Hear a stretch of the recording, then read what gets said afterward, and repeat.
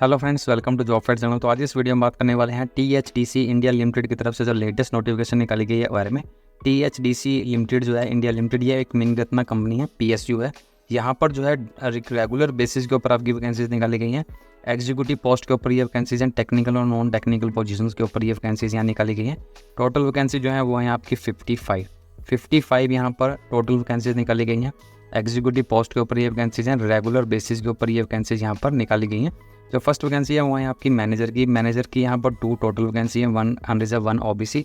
Full time BE BTech होनी चाहिए, electrical mechanical civil या फिर ट्रिपल ई में इंजीनियरिंग में मिनिमम 60% मार्क्स साथ किसी भी रिकॉग्नाइज्ड यूनिवर्सिटी इंस्टीट्यूट से। नेक्स्ट वैकेंसी असिस्टेंट मैनेजर की है, 2 वैकेंसीज हैं। फुल टाइम BE BTech होनी चाहिए, electrical mechanical civil triple E engineering में 60% मार्क्स के साथ। नेक्स्ट वैकेंसी डिप्यूटी मैनेजर की है, 1 वैकेंसी है अनरिजर्व कैटेगरी में, फुल टाइम डिग्री है माइनिंग इंजीनियरिंग में 60% मार्क्स के साथ किसी भी रिकॉग्नाइज्ड यूनिवर्सिटी इंस्टीट्यूट से। नेक्स्ट वैकेंसी आपकी असिस्टेंट मैनेजर की है। असिस्टेंट मैनेजर की 5 वैकेंसीज हैं, full time degree in mining engineering with minimum 60% marks होने चाहिए आपके पास, किसी भी रिकॉग्नाइज्ड यूनिवर्सिटी इंस्टीट्यूट से आपने की होनी चाहिए। यहाँ पर जो पोस्ट क्वालिफिकेशन एक्सपीरियंस है मैनेजर के लिए E5 ग्रेड के लिए 9 ईयर्स का है, और नेक्स्ट असिस्टेंट मैनेजर के लिए आपका 1 year of post qualification experience यहाँ पर रखा गया है। नेक्स्ट वैकेंसी के लिए आपका डिप्यूटी मैनेजर के लिए 5 ईयर का है मिनिमम, और असिस्टेंट मैनेजर के लिए 1 ईयर का आपके पास जो है एक्सपीरियंस होना चाहिए पोस्ट क्वालिफिकेशन। नेक्स्ट वैकेंसी आपकी जो है वो है सीनियर मैनेजर, 1 यहाँ टोटल वैकेंसी है। Full time BE BTech civil engineering में होनी चाहिए, 60% मार्क्स के साथ मिनिमम 13 ईयर का पोस्ट क्वालिफिकेशन एक्सपीरियंस आपके पास जो होना चाहिए मिनिमम। नेक्स्ट वैकेंसी आपकी जो है वो मैनेजर की है, 3 यहाँ टोटल वैकेंसीज हैं। Full time BE BTech civil engineering में आपके पास होनी चाहिए 60% मार्क्स के साथ मिनिमम 9 ईयर का आपके पास जो है पोस्ट क्वालिफिकेशन एक्सपीरियंस होना चाहिए। 3 यहाँ पर टोटल वैकेंसी है, 1 अनरिजर्व 1 OBC और 1 आपकी SC कैंडिडेट्स के लिए रिजर्व है। नेक्स्ट वैकेंसी मैनेजर की है E5 ग्रेड में, 3 टोटल वैकेंसीज हैं, 2 अनरिजर्व और 1 SC कैंडिडेट्स के लिए रिजर्व है। 3 टोटल वैकेंसी है। फुल टाइम BE BTech होनी चाहिए, electrical and electronics instrumentation and control electronics and instrumentation engineering में 60% मार्क्स के साथ मिनिमम 9 ईयर का आपका जो है एक्सपीरियंस होना चाहिए। नेक्स्ट वैकेंसी असिस्टेंट मैनेजर की है, E3 ग्रेड, 2 टोटल वैकेंसी है, 1 vacancy unreserved 1 vacancy SC candidates के लिए रिजर्व है। फुल टाइम BE BTech होनी चाहिए सिविल इंजीनियरिंग में 60% मार्क्स के साथ मिनिमम 1 ईयर का आपके पास जो है पोस्ट क्वालिफिकेशन एक्सपीरियंस होना चाहिए। नेक्स्ट वैकेंसी असिस्टेंट मैनेजर की है, E3 ग्रेड में, 2 टोटल वैकेंसी है, 1 अनरिजर्व 1 OBC। फुल टाइम आपके पास BE BTech होनी चाहिए, electrical and electronics instrumentation and control electronics and instrumentation engineering में 60% मार्क्स के साथ मिनिमम 1 ईयर का आपके पास जो है एक्सपीरियंस होना चाहिए। नेक्स्ट वैकेंसी आपकी जो है कॉर्पोरेट प्लानिंग में है। यहाँ पर मैनेजर की आपकी 2 वैकेंसीज हैं, 1 अनरिजर्व है, 1 OBC है। फुल टाइम BE BTech होनी चाहिए, electrical engineering mechanical engineering civil में, electrical and electronics and instrumentation and control में, इलेक्ट्रॉनिक्स एंड इंस्ट्रूमेंटेशन में 60% मार्क्स के साथ मिनिमम 9 का आपके पास जो है एक्सपीरियंस होना चाहिए। नेक्स्ट वैकेंसी आपकी जो है वो है कॉन्ट्रैक्ट एंड प्रोक्योरमेंट में। यहाँ पर मैनेजर की 2 टोटल वैकेंसी हैं, 1 unreserved 1 OBC। Full time BE BTech होनी चाहिए, electrical mechanical civil electrical and electronics instrumentation and control electronics and instrumentation engineering में 60% मार्क्स का मिनिमम 9 ईयर का आपके पास जो है एक्सपीरियंस होना चाहिए। मैनेजर की ये 3 टोटल यहाँ वैकेंसीज हैं। मैनेजर की सेफ्टी में 2 unreserved 1 OBC। Full time degree in engineering में आपके पास डिग्री होनी चाहिए किसी भी रिकॉग्नाइज्ड यूनिवर्सिटी इंस्टीट्यूट से, या फिर फुल टाइम डिप्लोमा या फिर PG डिप्लोमा PG डिग्री होनी चाहिए industrial safety and regional labour institute, central labour institute recognise under the factory act regular rules. इसके अंडर कोई अगर रजिस्टर्ड रीजनल लेबर इंस्टीट्यूट या सेंट्रल लेबर इंस्टीट्यूट रिकॉग्नाइज है तो वहाँ से आपने डिप्लोमा या PG डिप्लोमा जो है या PG डिग्री की होनी चाहिए इंडस्ट्रियल सेफ्टी में। इंजीनियरिंग डिग्री होनी चाहिए आपके पास, या फिर industrial safety and fire and safety 60% marks के साथ, और एक्सपीरियंस जो यहाँ मांगा गया है मिनिमम 9 ईयर का एक्सपीरियंस है। नेक्स्ट वैकेंसी आपकी जो है प्रोजेक्ट मॉनिटरिंग में है। मैनेजर की 2 टोटल वैकेंसी है, 1 unreserved 1 OBC। Full time BE BTech होनी चाहिए, electrical mechanical civil electrical and electronics instrumentation and electronics and instrumentation में 60% मार्क्स के साथ मिनिमम 9 ईयर का आपके पास एक्सपीरियंस होना चाहिए। Next vacancy north east hydro project में है। मैनेजर की 2 टोटल वैकेंसी है, 1 अनरिजर्व 1 OBC कैंडिडेट के लिए रिजर्व है। फुल टाइम BE BTech होनी चाहिए, सिविल इंजीनियरिंग में 60% मार्क्स का मिनिमम 9 ईयर का आपके पास जो एक्सपीरियंस होना चाहिए। नेक्स्ट वैकेंसी जो है वो है आपकी मैनेजर की थर्मल प्रोजेक्ट में। यहाँ पर 1 वैकेंसी अनरिजर्व कैटेगरी में है, रेगुलर डिग्री होनी चाहिए, electrical and electronics minimum 60% marks का मिनिमम 9 ईयर का आपके पास जो है एक्सपीरियंस होना चाहिए। नेक्स्ट वैकेंसी मैनेजर की 1 अनरिजर्व कैटेगरी में है, रेगुलर डिग्री होनी चाहिए मैकेनिकल इंजीनियरिंग में किसी भी रिकॉग्नाइज्ड यूनिवर्सिटी इंस्टीट्यूट से, 60% मार्क्स का मिनिमम 9 ईयर का आपके पास जो है एक्सपीरियंस होना चाहिए। नेक्स्ट वैकेंसी मैनेजर की है, 1 वैकेंसी है यहाँ पर ओबीसी कैटेगरी के लिए रिजर्व है, फुल टाइम डिग्री होनी चाहिए आपके पास मैकेनिकल इंजीनियरिंग में 60% मार्क्स का, मिनिमम 9 ईयर का आपके पास जो है एक्सपीरियंस होना चाहिए। नेक्स्ट वैकेंसी मैनेजर की है, 1 वैकेंसी एससी कैंडिडेट के लिए रिजर्व है, फुल टाइम डिग्री इन मैकेनिकल इंजीनियरिंग में आपके पास होनी चाहिए 60% मार्क्स का, मिनिमम 9 ईयर का आपके पास जो है एक्सपीरियंस होना चाहिए। नेक्स्ट वैकेंसी मैनेजर की है, 1 अनरिजर्व कैटेगरी में है, फुल टाइम रेगुलर डिग्री होनी चाहिए electrical and electronics, instrumentation and control, electronics and instrumentation engineering में 60% मार्क्स का, मिनिमम 9 ईयर का आपके पास जो है एक्सपीरियंस होना चाहिए। नेक्स्ट वैकेंसी मैनेजर की है, 1 वैकेंसी एसटी कैंडिडेट के लिए रिजर्व है, रेगुलर डिग्री होनी चाहिए आपके पास electrical and electronics, instrumentation and control, instrumentation and control, electronics and instrumentation engineering में 60% मार्क्स का, मिनिमम 9 ईयर का आपके पास जो है एक्सपीरियंस होना चाहिए। नेक्स्ट वैकेंसी डिप्यूटी मैनेजर की है, 1 वैकेंसी है अनरिजर्व कैटेगरी में, फुल टाइम डिग्री होनी चाहिए electrical and electronics instrumentation and control, electronics and instrumentation engineering में 60% मार्क्स का, मिनिमम 5 ईयर का आपके पास एक्सपीरियंस होना चाहिए।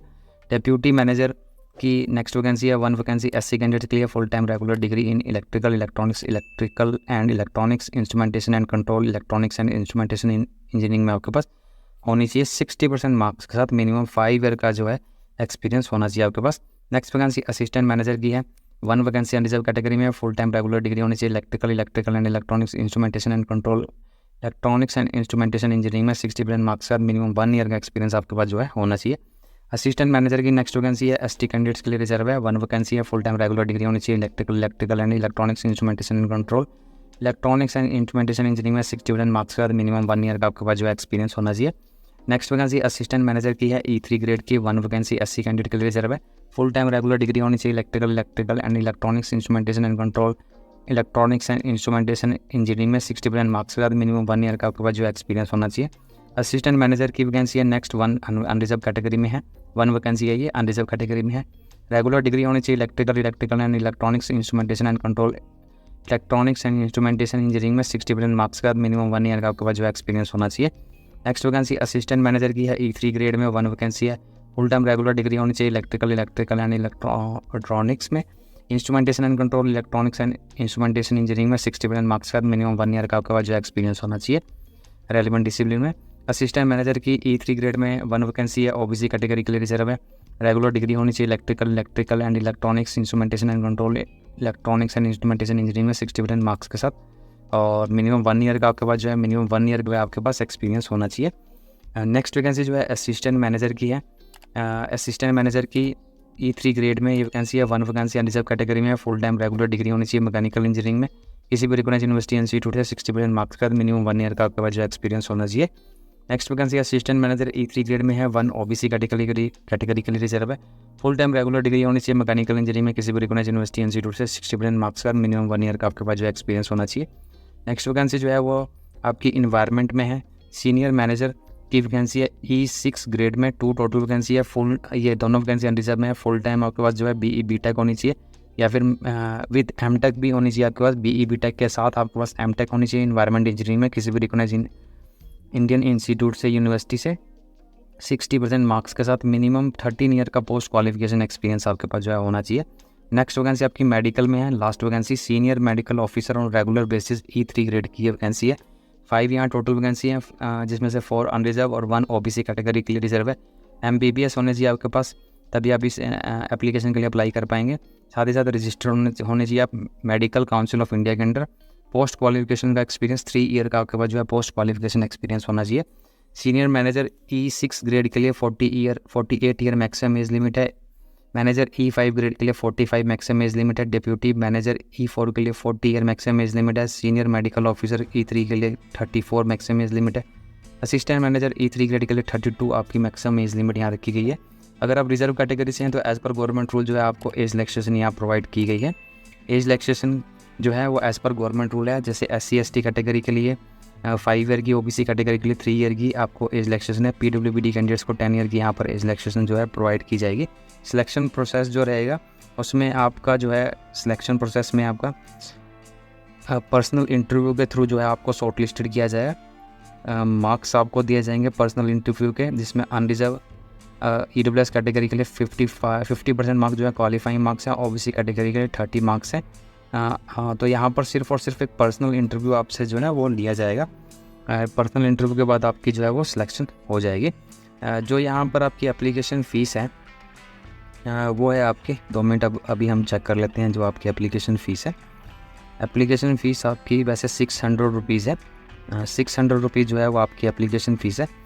600 रुपीज़ 600 रुपीज़ आपकी एप्लीकेशन फ़ीस है। और अगर आप रिज़र्व कैटेगरी से बिलोंग करते हैं तब आपको जो है वो एप्लीकेशन फ़ीस यहाँ पे नहीं करनी है। 600 रुपीज़ आपकी एप्लीकेशन फ़ीस है। और ये एप्लीकेशन फ़ीस जनरल, OBC और EWS कैटेगरी के कैंडिडेट्स के लिए हैं। अगर आप SC, ST, PWD, ex serviceman, departmental candidates हैं तब आपको किसी भी तरह की कोई एप्लीकेशन फ़ीस यहाँ पे नहीं करनी है। सिर्फ जनरल, OBC और EWS कैटेगरी के कैंडिडेट्स के लिए 600 रुपीज़ एप्लीकेशन फ़ीस यहाँ रखी गई है।